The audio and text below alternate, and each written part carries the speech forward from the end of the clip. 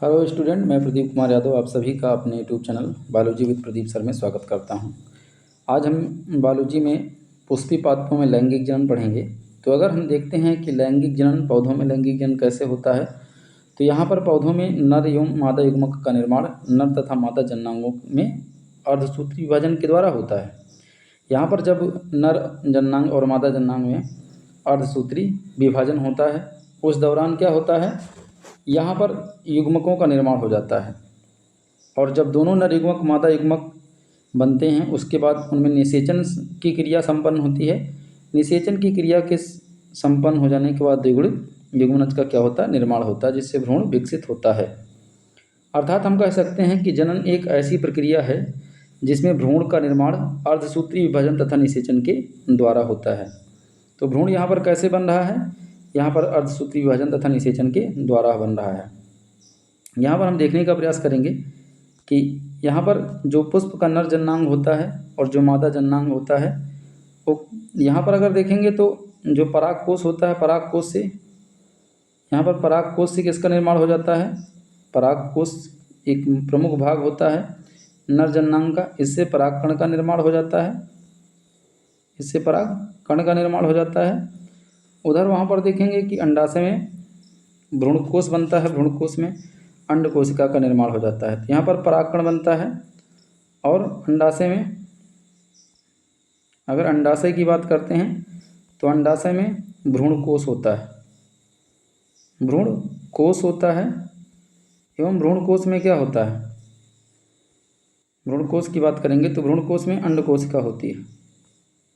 यहाँ पर क्या बनती है, अंड कोशिका बन जाती है अर्धसूत्री विभाजन के द्वारा। तो यहाँ पर अर्धसूत्री विभाजन के द्वारा अंड कोशिका का निर्माण हो जाता है। वहाँ पर क्या बनता है, परागकण का निर्माण हो जाता है। परागकण अंकुरित होकर के दो नर युग्मक बना लेता है और वहाँ पर जो पहला नर युग्मक होता है अंड कोशिका के साथ संलयित करके निषेचन की क्रिया संपन्न करता है, उसके बाद भ्रूण बनता है। तो यहाँ पर पौधों में अर्धसूत्रीय विभाजन तथा निषेचन के द्वारा ही क्या बनता है, एक निषेचन की क्रिया संपन्न होती है। लैंगिक जनन की प्रक्रिया क्या होती है, संपन्न होती है। तो सबसे पहले यहाँ पर देखेंगे हम पौधों में कि नर जननांग क्या होता है, मेल रिप्रोडक्टिव आर्गन की बात करते हैं। तो जो नर जननांग होता है उसे हम अगर देखेंगे तो उसे हम कहते हैं पुमंग या एंड्रोसियम। नर जननांग को हम क्या बोलते हैं, पुमंग या एंड्रोसियम। और अगर यहाँ देखते हैं कि आवृत्तिबीजी पादपों में नर जननांग पुमंग कहलाते हैं तथा इसकी इकाई को हम पुंकेसर कहते हैं। पुमंग की इकाई को हम क्या बोलते हैं, पुंकेसर कहते हैं। पुंकेसर को लघुबीजाणु प्राणी भी कहते हैं। पुंकेसर में 3 भाग होते हैं। एक लंबा पतला पूतंतु होता है। ये लंबा सा जो भाग है ये पूतंतु है। इसमें एक लंबा तथा पतला सा पूतंतु होता है। यह पूतंतु परागकोश को पुष्पासन से जोड़ता है। ये जो पूतंतु होता है ये कहाँ से जोड़ता है, ये ऊपर वाला परागकोश है, ये पूतंतु है। तो इसको कहाँ से जोड़ता है, इसे पुष्पासन से जोड़ने का काम करता है। पूतंतु का काम क्या होता है, परागकोश को, एंथर को कहाँ से जोड़ेगा, पुष्पासन से जोड़ने का काम करता है। अगर हम इसके पूतंतु के स्वतंत्र सिरे की बात करते हैं तो जो पूतंतु का स्वतंत्र सिरा होता है, सिरे पर एक बीजाणु युक्त भाग स्थित होता है, इसी को हम परागकोश कहते हैं। तो यहाँ पर देखेंगे इस भाग को, ये भाग क्या होता है, ये भाग परागकोश होता है। परागकोश के अंदर ही किसका निर्माण हो जाता है, परागकण का निर्माण हो जाता है। जब परागकोश का डेhiscence होता है, परागकोश का स्फुटन होता है, तो इसी से परागकण क्या होते हैं, परागकण इसी से मुक्त होते हैं। तो अगर बात करेंगे कि यहाँ पर योजी की बात करते हैं, योजी बीच में है। परागकोश पूतंतु से एक छोटे से क्षेत्र योजी के द्वारा जुड़ा रहता है। अगर बीच में यहाँ पर एक छोटे से क्षेत्र की बात करेंगे तो ये क्या होता है, योजी होता है। ये क्या होता है, यहाँ पर ये योजी होता है, जो यहाँ पर परागकोश और पूतंतु को दोनों को क्या करता है, जोड़ के रखता है।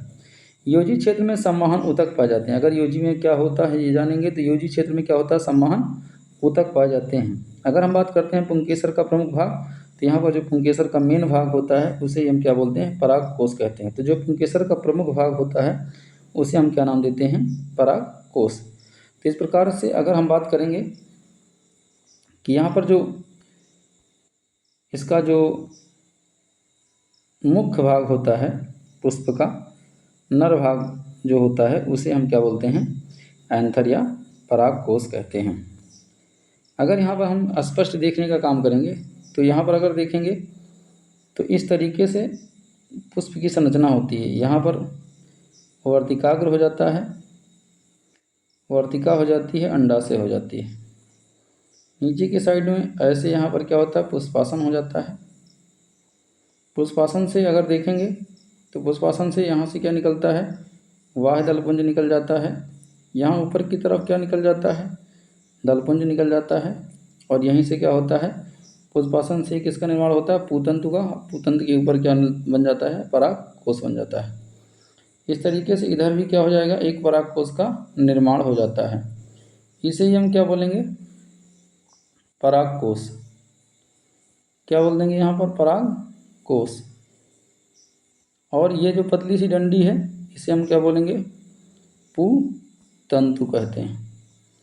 और ये कहाँ से जुड़ी है, तो ये कहाँ से जुड़ी है, ये पुष्पासन से जुड़ी है। तो इस तरीके से ये पुष्पासन से जुड़ी है। नीचे का ये भाग जिस पर अंडाशय स्थित है उसे हम नाम क्या दे रहे हैं, पुष्पासन नाम दे रहे हैं। ये जो इधर पौधे में हरा वाला पार्ट होता है ये क्या होता है, बाह्य दलपुंज होता है। बाह्य दलपुंज हो जाएगा। ये रंगीन जो भाग होता है इसे हम क्या बोलते हैं, दलपुंज कहते हैं। ये बीच का भाग वर्तिकाग्र कहलाता है। इधर ये भाग क्या कहलाएगा, वर्तिकाग्र कहलाता है। ये वर्तिका कहलाता है, ये अंडाशय कहलाता है। और इसके अंतर्गत क्या होता है, बीजांड होता है। तो इस प्रकार से जो ये तीनों भाग हैं, ये दोनों भाग किसके हैं, पुमंग के होते हैं। किसके होते हैं, पुमंग के होते हैं। और पुमंग का जो सबसे इम्पोर्टेंट पार्ट होता है वो होता है परागकोश। परागकोश में ही किसका निर्माण होता है, पराग कण का निर्माण हो जाता है। अब हम देखते हैं कि जो पुमंग का मुख्य भाग होता है, जो पुमंग का जो पुंकेसर का मुख्य भाग होता है जिसे हम परागकोश बोलते हैं, हम परागकोश की बात करते हैं। यहाँ पर अगर परागकोश को देखते हैं तो परागकोश सामान्यतः 2 पालियों का होता है। यहाँ पर जो परागकोश होता है सामान्यतः 2 पालियों का बना होता है। जो यहाँ पर परागकोश होगा, परागकोश सामान्यतः 2 पालियों का बना होता है। इसे द्विपालित कहते हैं। परागकोश की प्रत्येक पाली में 2 प्रकोष्ठ होते हैं जिन्हें परागधानी कहते हैं। अतः इसे द्विकोष्ठकी भी कहते हैं। अतः इसे द्विकोष्ठकी भी कहते हैं। और अगर देखेंगे यहाँ पर तो इस तरीके से जो एक परागकोश की संरचना होती है, अगर हम परागकोश का क्या करेंगे, टीएस देखेंगे, ट्रांसवर्स सेक्शन देखेंगे, तो इसी तरीके से परागकोश देखने को मिलता है। यहाँ पर एक जो परागधानी है ये है, दूसरी परागधानी, एक परागधानी ये है, दूसरी परागधानी ये है, तीसरी परागधानी ये है और चौथी परागधानी ये है। इस प्रकार से 4 परागधानियों का निर्माण होता है। लेकिन यहाँ पर अगर देखने का काम करेंगे परागकोश को, तो परागकोश क्या होता है, द्विपालित संरचना होती है। परागकोश क्या होता है, द्विपालित संरचना होती है। ये 2 पालियों में बटा होता है और एक पाली में 2 परागकोष्ठक होते हैं, 2 इधर और 2 इधर। इस तरीके से क्या होते हैं, 4 परागधानियाँ यहाँ पर उपस्थित होती हैं। तो इस प्रकार से क्या होता है, जो एंथर होता है वो कैसा होता है, डाइथिकस या द्विकोष्ठकी होता है या द्विपालित होता है। आगे अगर हम देखने का काम करते हैं परागकोश को, तो इस प्रकार अगर एक परागकोश में देखेंगे तो 4 परागधानियाँ होती हैं। यहाँ पर देखेंगे इस प्रकार एक प्रारूपिक परागकोश में 4 परागधानियाँ पाई जाती हैं। इसीलिए इसे हम टेट्रास्पोरेंजिएट भी कहते हैं। इसीलिए इसे हम क्या बोलते हैं, टेट्रास्पोरेंजिएट भी कहते हैं। अगर हम बात करेंगे परागधानी में, तो परागधानी में परागमात्र कोशिका में जब अर्धसूत्री विभाजन होता है तब परागकणों का निर्माण होता है। तो यहाँ पर हम देखेंगे अगर कि किस तरीके से परागधानी में परागकण का निर्माण होता है।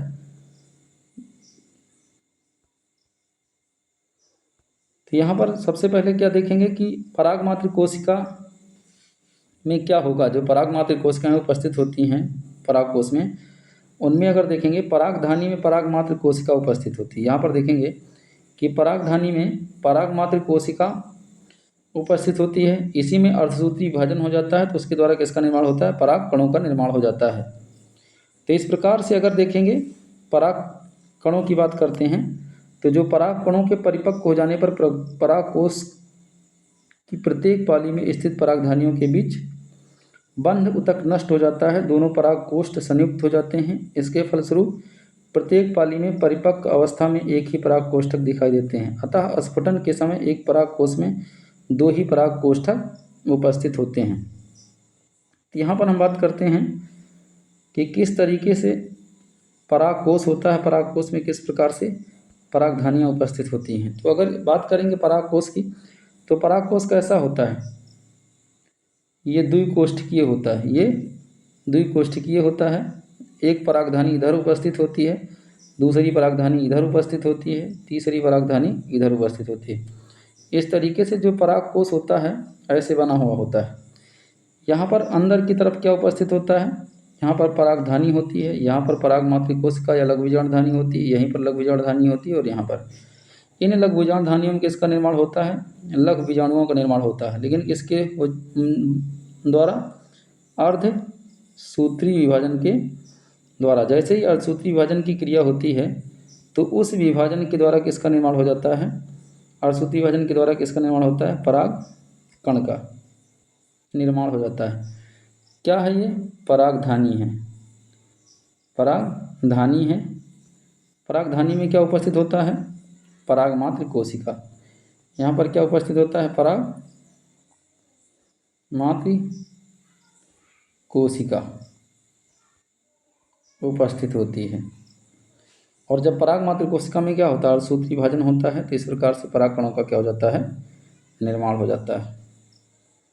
और बाद में बात कर रहे हैं कि जब कभी भी परागकण परिपक्व होते हैं तो इसके बीच में, परागधानियों के बीच में जो ये भित्तियाँ पाई जाती हैं वो नष्ट हो जाती हैं। जो यहाँ पर भित्तियाँ पाई जाती हैं वो क्या होती हैं, नष्ट हो जाती हैं, जिसके कारण इन परागधानियों में, चार परागधानियों में लगता है कि दो ही पराग कोष्ठक बचे हैं। जो चार पराग कोष्ठक थे उन चारों पराग कोष्ठकों में एक परिपक्व अगर बात करेंगे पराग कोश की, तो वहाँ पर दो ही पराग कोष्ठक नज़र आते हैं, दिखाई देते हैं, क्योंकि यहाँ पर दोनों पराग कोष्ठक क्या होते हैं, एक में मिल जाते हैं और इनके बीच में पाई जाने वाली जो दीवार होती है, जो भित्ति होती है, वो नष्ट हो जाती है। जिसके कारण क्या होता है कि जो परागधानी होती है पहले, वो एक साइड में एक ही परागधानी स्पष्ट रूप से दिखाई देती है।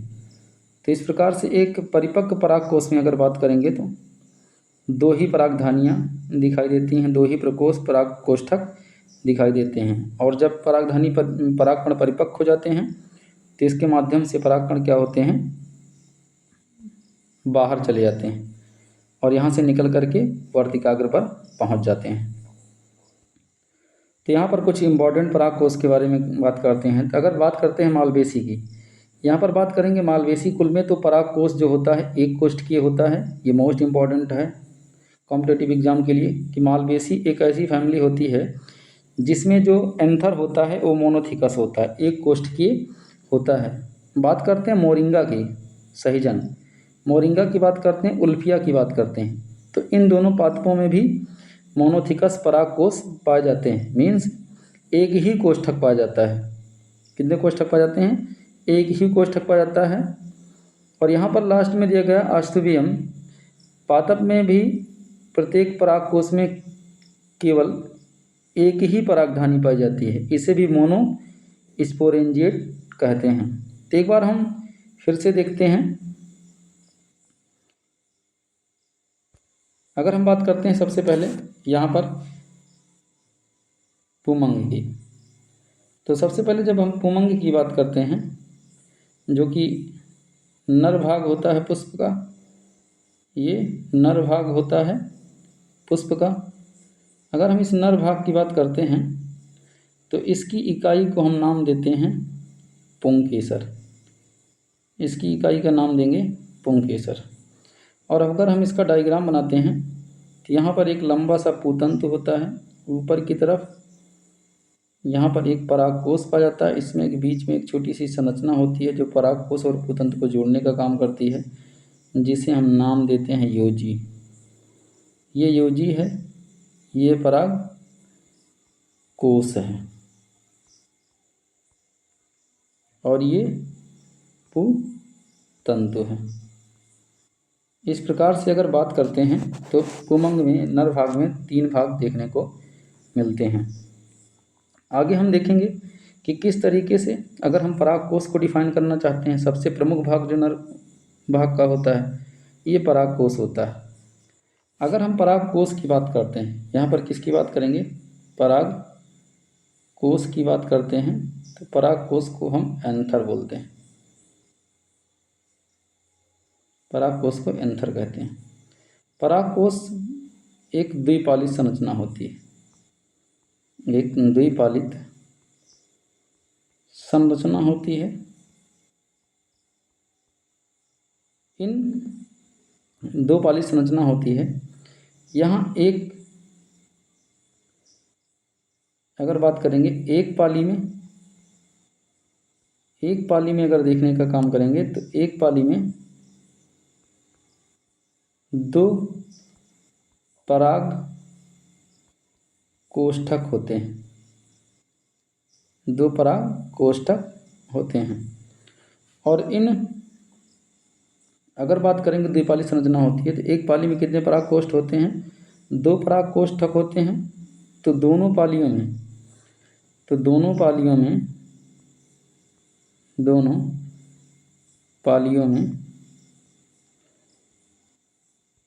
4 पराग कोष्ठक देखने को मिलेंगे, 4 पराग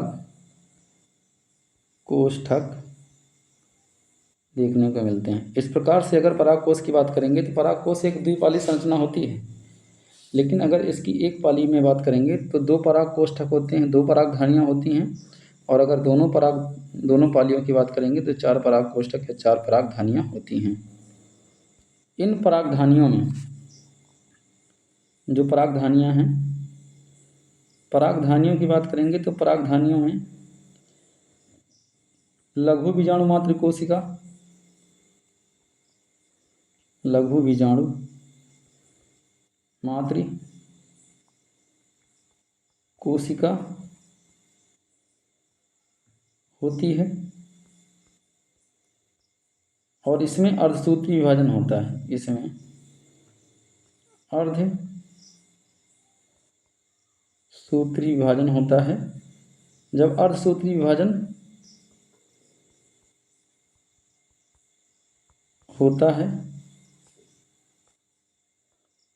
तो परागकण का निर्माण हो जाता है, परागकण का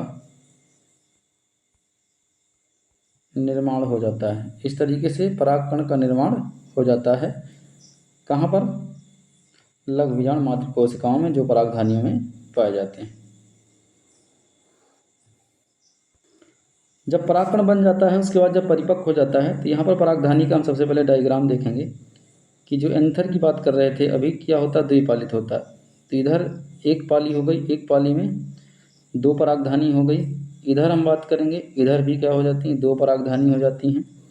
इसके बीच में परागधानियों के बीच में बंध ऊतक पाए जाते हैं, इधर भी और इधर भी, इस तरीके से। और यहाँ पर होती है लघु बीजाणु मात्र कोशिका, जिसमें हो जाता है अर्धसूत्री विभाजन। और अर्धसूत्री विभाजन के द्वारा क्या होता है, लघु बीजाणु का निर्माण हो जाता है। यहाँ पर लघु बीजाणुधानी पाई जाती है, यहाँ पर इस तरीके से अर्धसूत्री विभाजन के द्वारा लघु बीजाणुधानी का निर्माण होता है। लेकिन जब परागकण क्या होते हैं, परिपक्व हो जाते हैं, जब परागकण क्या होते हैं, परिपक्व हो जाते हैं, तो इन परागधानियों के बीच में जो बंध ऊतक होता है वो नष्ट हो जाता है। इन परागधानियों के बीच में पाए जाने वाला जो बंध ऊतक होता है नष्ट हो जाता है। इस तरीके से तब परिपक्व, यहाँ पर अगर परागकोश की बात करेंगे तो यहाँ पर 4 परागधानियों में से सिर्फ 2 ही परागधानियाँ नज़र आती हैं, यहाँ पर 2 ही परागधानियाँ नज़र आती हैं। उसके बाद एंथर का क्या होता है, डेहिसेंस होता है, एंथर यहाँ से फटता है तो यहाँ से परिपक्व परागकण क्या होता है, बाहर आता है। और इस तरीके से क्या होता है, परागण की क्रिया हो जाती है। तो आज के वीडियो में इतना ही। हम कल परागकोश की संरचना का अध्ययन करेंगे, किस तरीके से परागकोश बना होता है, परागकोश में कितनी भित्तियाँ पाई जाती हैं, ये हम कल के नेक्स्ट वीडियो में देखेंगे। तब तक के लिए जय हिंद।